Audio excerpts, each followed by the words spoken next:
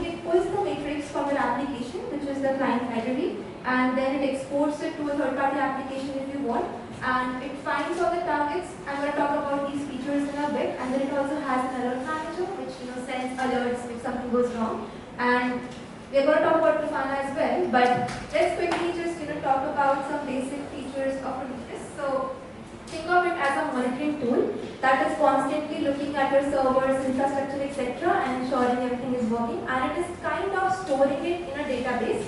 And as you can see, it's a time series database. So as the events happen, it keeps on storing that information. So there are some popular features why Prometheus is so well known. The first one is it has multi-dimensional data. So it does not just fetch numbers, it also attaches some key value labels to it, and that helps in querying the data, segregating it into different types of data, etc. And it also allows in flexible querying, right? Which brings to the second point. It has a very powerful query language called PromQL, which is known as Prometheus Query Language. So what you can do is you can write interesting queries. So if you want to know about, you have like huge data, right? So you want to just know about a certain scenario, something went wrong at 12 a.m. on Monday night, etc., and you want to find it. So PromQL allows you to write those queries and fetch the correct information from a huge chunk of data. So you can also filter by labels, you can filter by different values, etc. Then the third feature of Prometheus is that it's a standalone server. So what it means is that whatever happens on a single server, the logs and the details are stored on that server itself, which means that you are not kind of overloading the entire thing. So it's pretty fast. It stores in the quick, fast access memory, and you can easily fetch whatever is happening. So the local storage helps it being so fast and pulling the information to the target devices. And the last thing is it has like a static and flexible targetability. So you can configure like static targets if you already know where the target machines are. You can configure them, and it also has a flexible target discovery. So it can automatically detect some smart targets for you and start fetching information from there.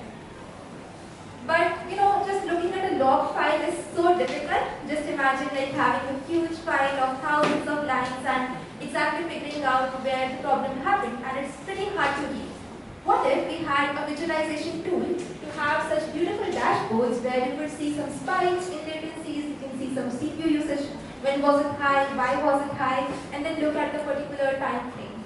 So we have an amazing open source tool called Grafana, and it allows you to create beautiful dashboards. You can customize the different dashboards as per your use cases and track different metrics in different forms of data, and it can help you monitor your system's health and performance. So Grafana also has a couple of amazing features. The first one being a drag and drop dashboard. So you can build add a pie chart, graph, heat maps, etc. And then you can also drag and drop around the dashboards and arrange them in a quick way so that it serves your custom use case, right? And then you can also have multiple data sources attached to Grafana. So think of it as a common, so let's say that you have multiple data sources. One can be Prometheus, and then there can be multiple ones, right? So for example, you can have databases like MySQL, Postgres, etc. You can also have some cloud storage on AWS or GCP, and you want just one single visualization dashboard where everything is visible to you in one place. So you can add multiple data sources to Grafana, and it pulls these insights and presents them in a beautiful way to you. And then you don't have to constantly keep on looking at it, right? Because it's going to be really hard. And it's as simple as that. Once you configure it, you can experiment and check it's working correctly by running some PromQL queries and trying to see if the data is what you were expecting. Once you see that the data is correct, you can start using Grafana to create different dashboards and use that query as the input to the dashboard, and it's going to build the dashboard for you. Since it's a small talk, I don't have the time to show you how to exactly do it, but I'm just going to show you a quick visual of how powerful it is and what all scenarios you can use it. So heat maps, graph charts, pie charts, etc. Whatever you need, you can just arrange it. It also has some templates that you can use to quickly pull. Like if you have a Node.js project, you can just quickly import whatever are the popular metrics in Node.js and just it's going to create the dashboard for you. Open Telemetry. It's an open source project by CNCF organization, and you can use it in correlation with Prometheus and Grafana. So what it does is that it collects telemetry data from all the different programming languages that you might have. So it is like kind of a standardization tool and set of APIs. So each programming language will have a single API and a single SDK, and it's gonna, even if you switch programming languages later, you do not have to do anything, fetch the telemetry data. So it collects the telemetry data, and then it has some collectors which can send that data to whatever devices you might have. Like it can send it to Prometheus, it can send it to Thanos, etc. So you can just see that it has exporters. It receives the data, it processes it, and it sends the telemetry data to whatever data source you have.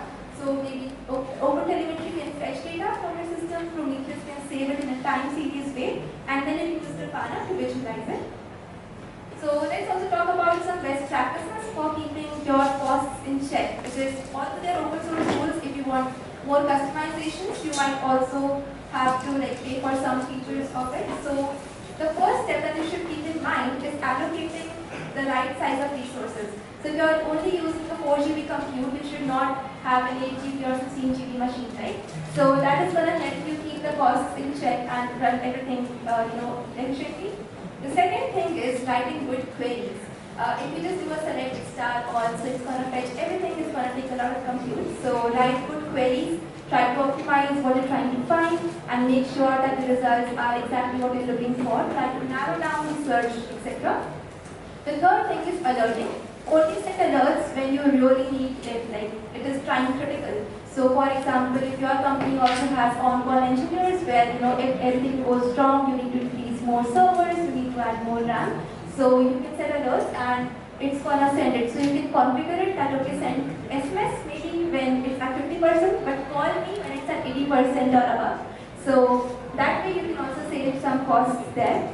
So that's all from my side today. I hope that you will try out these products and also contribute to these, because these are open source projects and they are like a huge community. So you can pick up any project that interests you and also utilize these tools and the open source tools for free in your startups. So you can connect with me on my social media on Twitter, X, or GitHub. So thank you so much. I hope you enjoyed it.